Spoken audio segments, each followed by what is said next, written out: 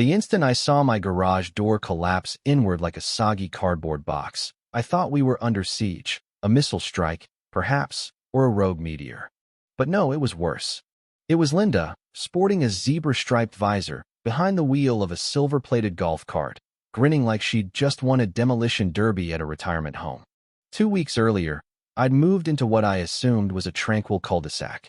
Birds sang, kids zipped by on scooters, and neighbors waved while jogging past.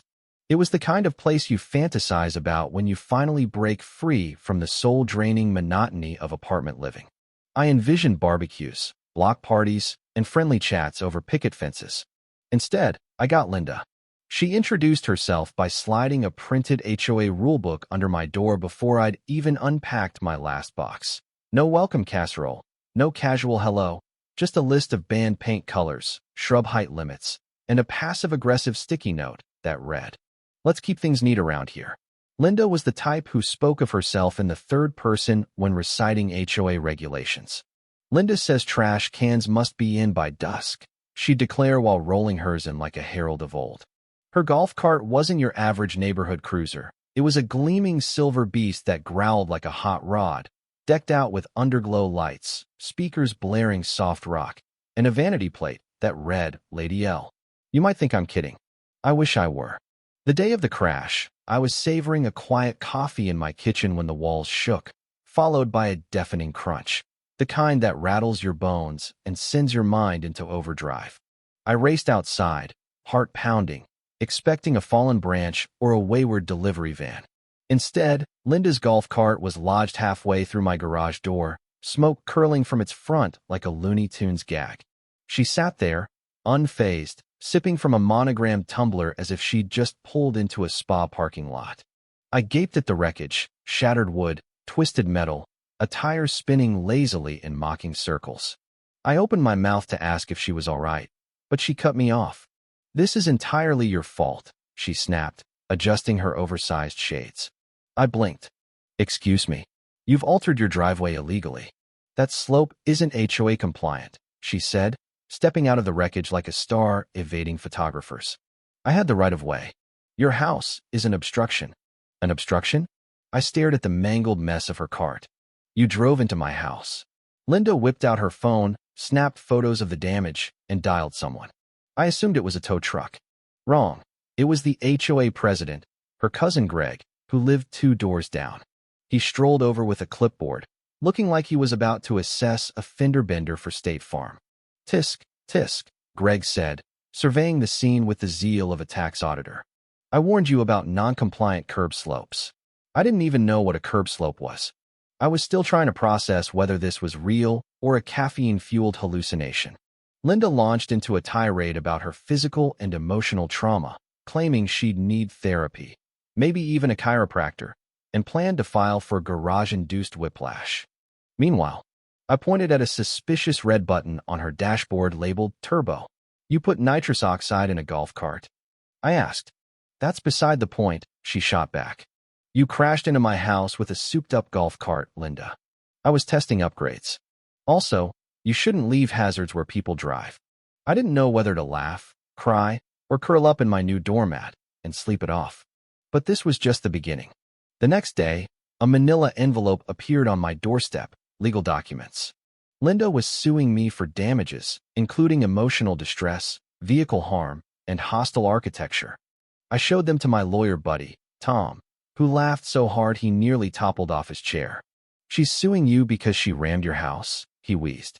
"That's like suing a wall for blocking your fist." But then his grin faded. "If she gets the HOA behind her, and they start piling on fines or zoning nonsense, she could make your life hell." That's when it sank in. This wasn't about the crash. It was war. Linda didn't want cash. She wanted to torment me until I fled.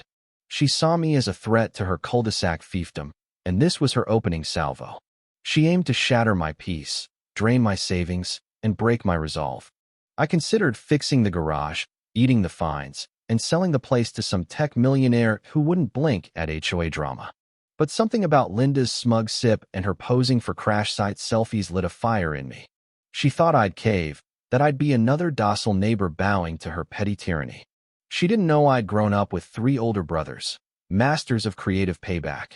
I'd learned the art of the long game, and now I'd turn this suburban nightmare into a spectacle she'd never forget. So I smiled, waved as the tow truck hauled her cart away in chunks, and started plotting. If Linda wanted war, she'd just crashed into the wrong garage. The legal papers sat on my kitchen table like a bloated summons, reeking of HOA theatrics. Linda had filed complaints with the HOA and county court, claiming damages to her cart, emotional trauma, and a hit to her neighborhood prestige due to the crash's public nature. She said she'd been humiliated before her peers and couldn't sleep after seeing her prized ride crumpled against my garage, though her next day spa selfies suggested otherwise.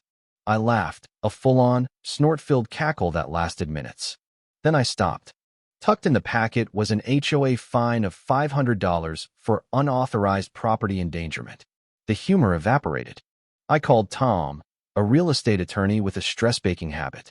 He arrived with brownies and a grim look.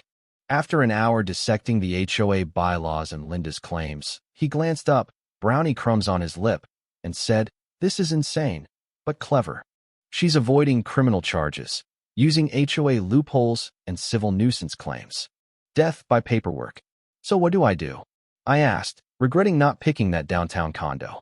"You could settle, pay the fines, fix the garage, keep a low profile. Or fight. But you'll need evidence, allies, and a miracle." Next morning, I found 2 more HOA citations taped to my mailbox. One for unsymmetrical shrubs, another for excessive garage noise. I hadn't touched the garage since the crash, unless crumbling drywall was now a violation. Linda was flexing her power. Then I met Joey, a 9-year-old lemonade stand mogul with sharper business instincts than most adults. I bought a cup, mostly sugar, and asked if he'd noticed anything odd the day of the crash. He grinned, leaned in, and said, "I saw Linda hit the red button right before she smashed your house." "The turbo button?" "Yep. Sounded like a jet. My cat won't go near the driveway now." That sparked an idea. Linda blamed my driveway's angle, but if she'd used nitrous, the crash wasn't an accident. It was a controlled detonation. "Did she ever mention modifying the cart?" I asked. Joey nodded. "She let me sit in it once. Said it was illegal in 3 states. I stared.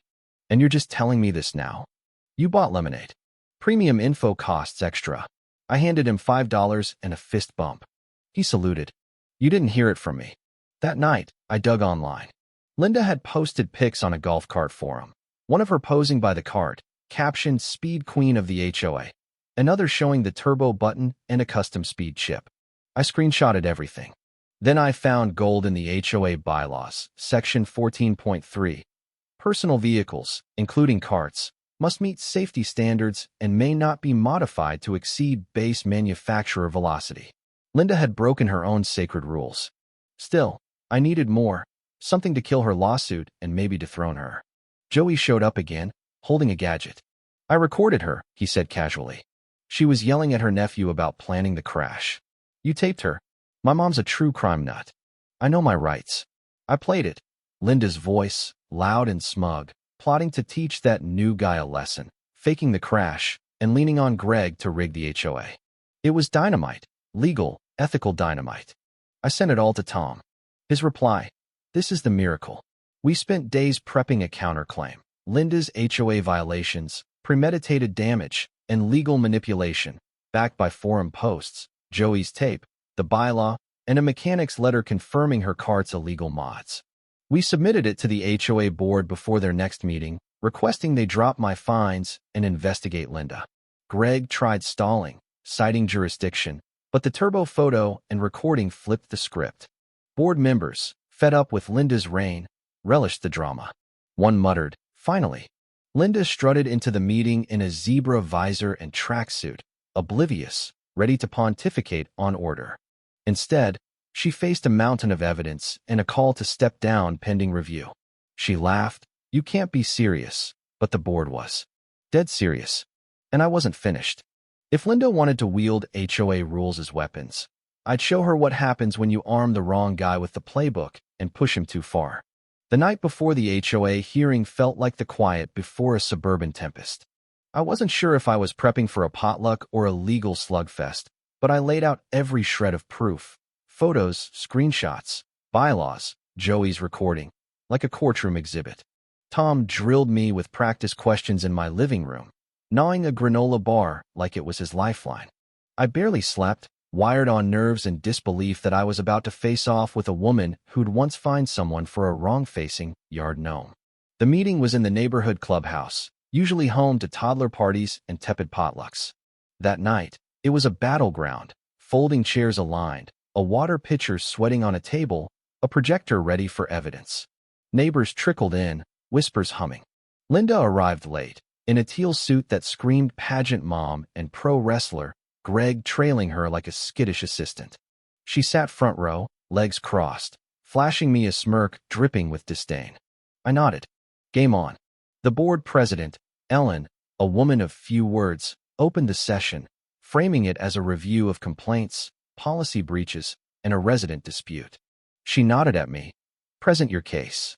I stood, exhaled, and laid it out, the crash, the aftermath, the lawsuit. Then I unveiled Linda's cart mods, projecting her forum posts. Gasps rippled as the turbo button glowed on screen. I read the bylaw aloud, slow and clear, her own rule, shattered. Linda squirmed. Greg scribbled uselessly. Then I played Joey's recording, her voice boasting about staging the crash and rigging the HOA. The room went still, a vacuum of shock. Ellen asked, "Do you deny this is you?" Linda faltered, "It's edited." But Joey piped up, "I've got the original on my mom's iPad." Ellen nodded. "Thank you, Joey." Linda shot up. "This is a witch hunt. I've given years to this place, fundraisers, garage sales. Old Mr.